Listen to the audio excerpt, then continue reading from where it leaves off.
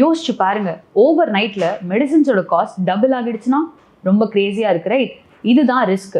President Trump October 1 இருந்து branded and patent drugs யூஎஸ்குள்ள போக 100% tariff announce பண்ணிருக்காங்க. இந்தியாவுக்கு இது என்ன அர்த்தம்னா, நம்ம ஃபார்மா எக்ஸ்போர்ட்ஸ்ல ஜாஸ்தி ஜென்ரிக்ஸ் தான். அது என்னன்னா பிராண்டட் மெடிசின்ஸோட சீப்பர் வெர்ஷன்ஸ். பேட்டன்ட் எக்ஸ்பயர் ஆன உடனே யாரு வேணும்னாலும் மேனுஃபேக்சர் பண்ணலாம். இதுதான் இந்தியாவோட ஃபார்மா இண்டஸ்ட்ரியோட back bone. So direct hit ஆகாதுன்னு நம்பலாம். ஆனா ஒரு ட்ரிக்கி பார்ட் இருக்கு, பிராண்டட் ஜென்ரிக்ஸ். இது ஃபார்முலால ஜென்ரிக் தான், ஆனா ஒரு பிராண்ட் நேம்ல செல் பண்றாங்க. இதெல்லாம் இந்த நியூ டேரிஃப்குள்ள பிராண்டட் ட்ரக்ஸா கிளாசிஃபை ஆகிடுச்சுன்னா இந்தியாவோட பிக்கெஸ்ட் எக்ஸ்போர்ட் செக்டார்ஸ்ல ஒன்று ரொம்ப ஹிட் ஆக சான்ஸ் இருக்கு. இதோட இல்லாம இந்த new tariffs kitchen cabinet 50% and heavy trucks 25% hit பண்ணிருக்கு. இதுல இருந்து பிரசிடென்ட் ட்ரம்போட எக்ஸ்பேண்டட் ட்ரேடட் பாலிசி எவ்வளோ ப்ராடா இருக்குன்னு தெரியுது.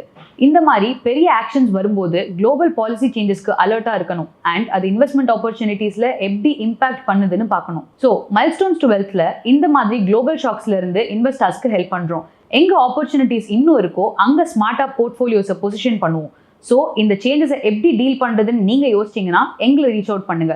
கிளாரிட்டி அண்ட் கான்ஃபிடன்ஸோட இன்வெஸ்ட் பண்ண நாங்கள் ஹெல்ப் பண்றோம்.